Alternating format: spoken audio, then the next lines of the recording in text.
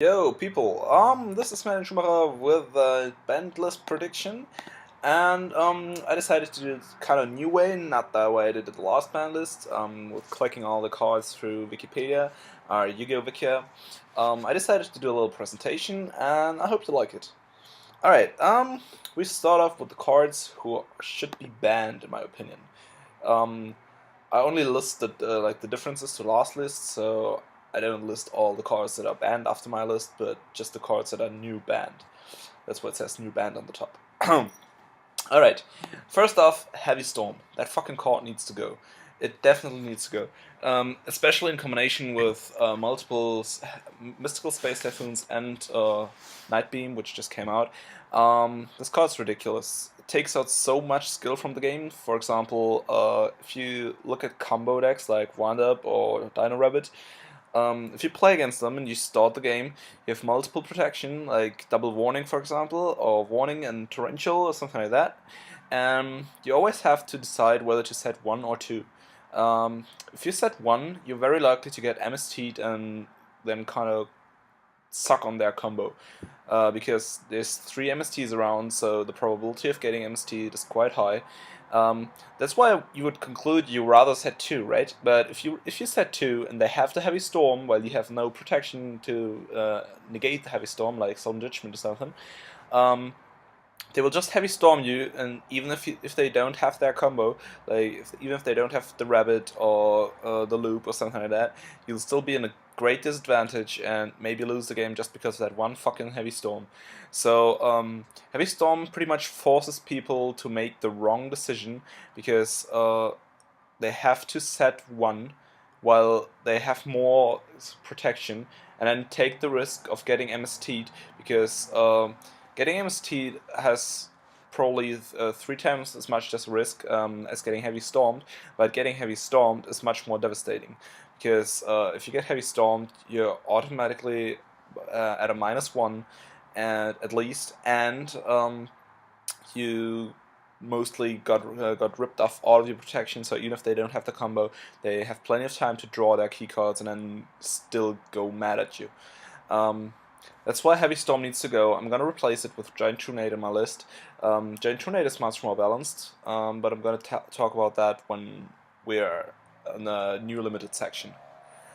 Okay, next off, Sangan. Everybody's gonna ask me, like, what the fuck were you thinking when you put Sangan on there? Sangan itself is not really broken, but what makes it really good is the tour guide engine, and since I'm not a fan of destroying whole engines, I would not limit or semi-limit tour guide. I would probably leave tour guide as it is and force them to run bad cards like Night Assailant or Turbos in order to keep the engine stable, and that would lower the power of the engine itself. So Sangan just is such a good card because it kind of realizes the +1 that tour guide gives you. So if you go tour guide, summon Sangan from deck, you have the +1, and Sangan is mostly guaranteed to keep that +1 alive, because otherwise, other than if you run over it with Thunder King or something, Sangan mostly gets its effect. So you get that +1 of tour guide, and it's very hard for your opponent to play around it, meaning to get you off your +1. Except for if he gets to run over Sangan and tour guide. Also, having to run those bad cards like Night Assailant or Turbos makes the engine a little worse because you don't want to really draw Turbos, and Night Assailant is a flip fact monster which is really slow, so and you can't just run 3 tour guides because that way you will always at one point have 1 dead tour guide in deck. So yeah, nobody really wants to have that. I think Sangan doesn't really hurt any specific decks. There's no really deck that needs Sangan urgently, so just ban Sangan. Everybody's fine with that, and Tour Guide Engine is a little more balanced. Okay, next with Monster Reborn. Monster Reborn is a ridiculous card. It's got no activation cost, nothing at all. You can just top deck it out of any situation and bring back huge monster, especially with Chaos Dragon. Monster Reborn is ridiculous. They top deck Reborn, get back Red Darkness Metal Ray, and get back Light Pulse that have full field control and 5300 damage on field out of 1 card. I think that shouldn't be allowed. Also, on my list, I'm gonna unban Dark Magician of Chaos. Dark Magician of Chaos should never be in the same format as Monster Reborn, because you can have ridiculous moves. I had that once in a tournament where you top deck Reborn, get back your opponent's Dark Magician of Chaos, get back Reborn, get back your own Dark Magician of Chaos, get back Reborn, get back a 2400 beatstick, which was Jinzo back in that time, and it's like 8k damage, trap proof, and yeah, pretty broken. Yeah, so ban Reborn, it's too flexible, it's too much of a top deck, and it kind of gives people an out even if they misplayed before and got in a card disadvantage. They just have another card they can top deck and turn around the tide of the game, which in my opinion shouldn't be like that in the game mechanics, that bad players are like approved that they can misplay and then still turn around the game by top decking. Okay, next off, Wind-Up Hunter. I think that's long overdue, because Wind-Ups were ridiculous last list as well, and Wind-Up itself is a pretty cool deck. I think, oh yeah, and by the way, I say pretty cool pretty often, just for Alistair Albans, for example, and all the others who like to take a piss of that. So Wind-Up is a pretty cool deck, and itself should not be really demolished. You shouldn't really limit Zenmaity or something like that, because that would pretty much kill the deck. But the loop should be made impossible. So the deck's really good. It still has a lot of opportunities. Can go for rank 5 XYZs fairly easy and get a lot of pluses of Magician and Shock and all that, and Zenmaity spam and all. It's all good, all fine. But the loop is what makes it really broken, because there should not be any deck around that's capable of taking a whole hand, or even if it's just 3 cards for the lowest loop, shouldn't be around. So ban the Hunter, make the loop impossible, and you still have a good tier 2, probably 1.5 deck around without killing the whole deck. So yeah, also this card's the oldest wind-up card, it's from Photon Shockwave, so that would kind of make sense to ban this one instead of limiting or banning any newer wind-up card. Also, wind-ups will get the Gisto Emerald soon. I don't know when it's gonna come out, but it's out in Japan already, and that card makes wind-ups a lot better, because you can recycle your Zenmaities and Rats and get extra pluses, and yeah, it's just pretty ridiculous. With Emerald, you can take up to 6 cards from your opponent's hand. When they start and just pass, you can take 6. I mean, like, that's probably not gonna happen ever, but it would be possible if they didn't have a hand trap. Yeah. Then next card is Five-Headed Dragon. Yeah, people would wonder why I choose Five-Headed Dragon, but the only reason for Five-Headed Dragon is Future Fusion, and people would think, why don't ban Future Fusion and keep Five-Headed Dragon? But my idea behind it is that Future Fusion helps a lot of decks, especially heroes and all those rogue decks and some theme decks, and Future Fusion itself is not that broken. It's just broken if it turns into a painful choice kind of thing, when you just get to send 5 random dragons to grave, which of 2 are light, 2 are dark, something like that, Eclipse Wither triggering the effect and all that. Like, Future Fusion in dragons is really broken. But apart from that, Future Fusion itself is not really broken, so you can just keep the Future Fusion, ban that Five-Headed Dragon, and make that play impossible. With that, my opinion, you don't have to do anything else about the Dragon deck, because Red is Darkness Metal Dragon is a really good card, but it's not broken itself, so you can keep that on 3. Nobody's running 3 either way. And yeah, just ban Five-Headed Dragon, and Future Fusion's all good. Dragon's still a little more balanced, that's cool. Next section is the newly limited cards. In my opinion, new cards that should be limited are Dark Magician of Chaos. Dark Magician of Chaos is really good, no matter what, but without any way to special summon it easily, like back in the days Reasoning or Monster Gate, you can really not abuse it that much. Also, Premature Burial is banned, and on my list, Reborn will be banned as well, so I know you have 3 calls, but Call is a really bad card, straight up, so just leave it where it is. Even if they call it once, it's gonna be banished once it leaves the field, and then you can just have the dead calls around.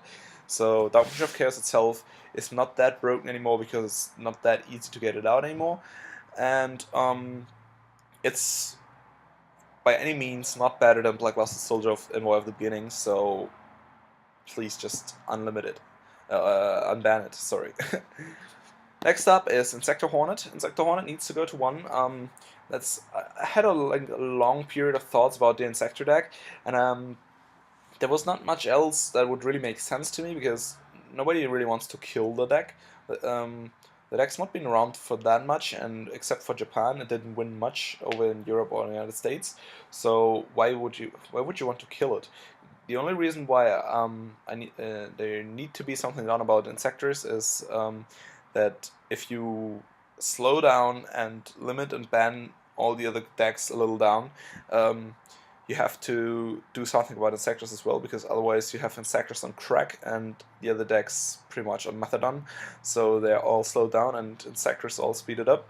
So limit the Hornet would limit their access to their main engine, like Dragonfly, Centipede, Hornet, by a lot, because they would have to search for that one Hornet. Also, it would make the deck much more vulnerable to DD Crow plays and, I don't know, maybe Crevice plays, Crevice from a different dimension. They have to play more carefully with their Hornets and try not to take that much risk. Also, they still have their hoppers, they still have their ladybugs, they still have a lot of combo potential. They can go through mad combos, spam around Dragon 5 XYZs, get huge pluses of single top decks. The deck's still really good, even with Hornet on 1, but it's just not as stable and as fast, and I think that's all you really need to do about the deck. Next up is Magician of Faith. I haven't played Magician of Faith in ages, and I can't really see how it would be that broken, especially with Reborn Storm banned. There's no really overpowered spell card itself, so its effect would probably not be that ridiculously good as it was back in the time. Also, it's a flip effect monster, which is, I don't know, really slow. Plus, in the current format, it rarely ever happens that you flip some Magician of Faith, get back a spell, and then tribute it for Monarch or something like you did back in the time. So after you flip and get its effect, it's mostly being run over, so there's not even a +1 to it. And you don't have Metamorphosis either with 1000 Ice Restrict, which was pretty ridiculous back there. So I'm not really sure about it, but you can put it back on 1 for a try and see what happens. I can't really see any situation where Magician of Faith would be overpowered. So yeah, just as a try. Next up is Spore. Konami kinda overreacted the last list. I don't know, they banned Spore and Bulb, put Tengu to 2 and all that. I think Spore can come back. Bulb shouldn't come back because Bulb's really good itself and could be splashed everywhere, but Spore itself's not really broken. Spore with 1 Dandelion and 1 to 2 Lone Fires is all good. I think a little plant, like weaker version of plants wouldn't be that bad. So just bring back Spore, that's alright. And see what happens. Next, Giant Junate. Yeah, I banned Heavy Storm, Giant Junate needs to come back. Giant Junate is not as good as Heavy Storm because it makes a -1. It's only good if you have the big combo and manage to push your combo through. So if you Giant Junate and then get hand trapped by Vader or Max C, you're pretty much fucked because you -1 to yourself already with the Junate and mostly have to -1 yourself again due to the hand trap, and then you're left with a field of small monsters and then just get run over, so you have to play that carefully. And if you don't, you'll be punished. So Giant Junate is not really overly broken. Giant Junate is good by any means, but it's only good in combination with certain cards. Heavy Storm can just come off the top of your deck and +1 or +2 your full game, while Giant Junate itself doesn't do much. You top deck Giant Junate and go like, yeah, fuck, what the hell do I need this for now? And yeah, that's why I prefer Giant Junate around, even if people start setting 4 on the first turn. Like, that's in my opinion, it's a more skilled format, because you have to decide when to use which removal towards which monster, and count outs, and see. It's more about prediction. You have to predict what you could potentially draw, what your opponent could potentially do. Then you can fake that. You can fake your opponent a lot more. And I just love the True format. It's my personal opinion. Next up, Royal Oppression. Many people would hate at me because Royal Oppression is so broken and blah blah, and I don't do anything about Rabbit.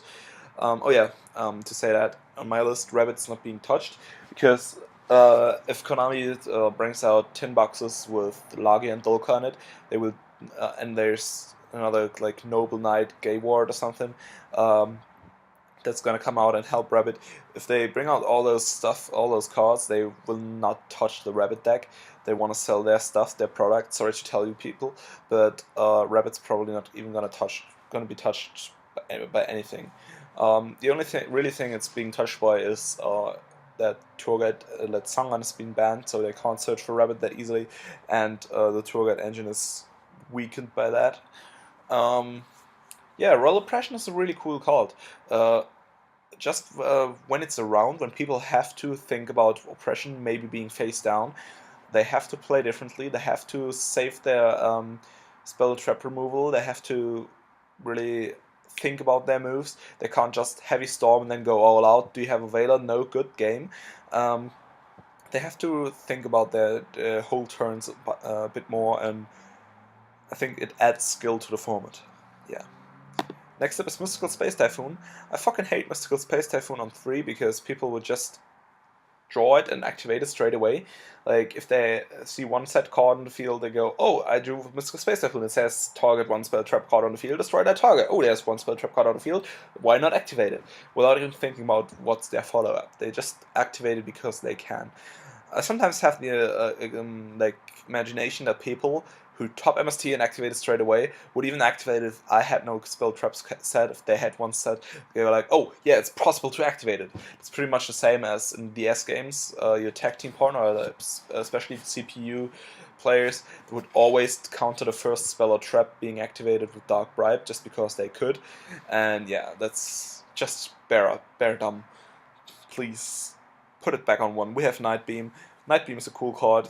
It's not as good as MST, but it does the job pretty good, and there's not that many continuous spell trap around that should be punished by Mystical Space Typhoon. Also, there's Dust Tornadoes if you really need to run additional spell trap removal.